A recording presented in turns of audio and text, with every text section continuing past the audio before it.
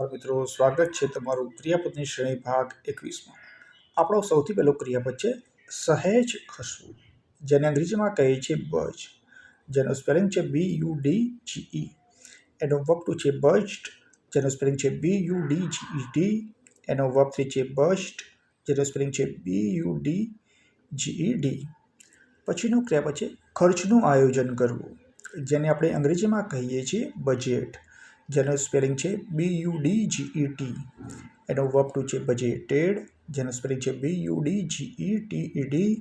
એનો verb three છે બજેટેડ, જેનો સ્પેલિંગ છે BUDGETED। પછીનો ક્રિયાપદ છે બાંધકામ કે ચણતર કરવું, આપણે બાંધવું પણ કોઈ મકાન બાંધવું એ સેન્સમાં, એ અર્થમાં, જેને અંગ્રેજીમાં કહીએ છીએ બિલ્ડ, જેનું સ્પેલિંગ છે BUILD। એનો વર્બ ટુ છે બિલ્ડ, જેનું સ્પેલિંગ છે BUILT। એનો વર્બ થ્રી છે બિલ્ડ, જેનું સ્પેલિંગ છે BUILT। પછીનો ક્રિયાપદ છે પોટલું બાંધવું, જેને અંગ્રેજીમાં કહીએ છીએ બંડલ, જેનું સ્પેલિંગ છે BUNDLE।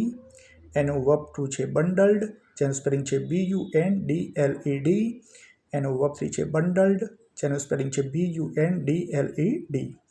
પછીનો ક્રિયાપદ છે નાસી જવું, ભાગી જવું, જ્યાં આપણે સ્કૂલ બંક કરી એ સેન્સમાં, તો એનો ઇંગ્લિશમાં કહીએ છીએ બંક, જેનું સ્પેલિંગ છે BUNK। એનો વર્બ ટુ છે બંક્ડ, જેનું સ્પેલિંગ છે BUNKED। એનો વર્બ થ્રી છે બંક્ડ, જેનું સ્પેલિંગ છે BUNKED। પછીનો ક્રિયાપદ છે બળવું, જેને અંગ્રેજીમાં કહીએ છીએ બર્ન, જેનું સ્પેલિંગ છે BURN। એનો વર્બ ટુ છે બર્ન્ટ, જેનું સ્પેલિંગ છે BURNT। એનો વર્બ થ્રી છે બર્ન્ટ, જેનું સ્પેલિંગ છે BURNT। પછીનો ક્રિયાપદ છે ધડાકા સાથે ફૂટવું અથવા તો ફાટવું, જેને અંગ્રેજીમાં કહીએ છીએ બર્સ્ટ, જેનું સ્પેલિંગ છે BURST। એનો વર્બ ટુ છે બર્સ્ટ, જેનું સ્પેલિંગ છે BURST। એનો વર્બ થ્રી પણ છે બર્સ્ટ, BURST। પછીનો ક્રિયાપદ છે બટનથી જોડવું, જેને અંગ્રેજીમાં કહીએ છીએ બટન, જેનું સ્પેલિંગ છે BUTTON। એનો વર્બ ટુ છે બટન્ડ, જેનું સ્પેલિંગ છે BUTTONED।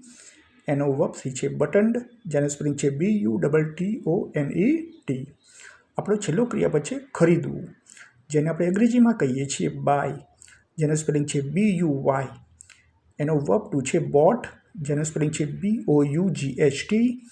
એનો વર્બ થ્રી પણ છે બોટ, જેનું સ્પેલિંગ છે BOUGHT। Thanks for watching.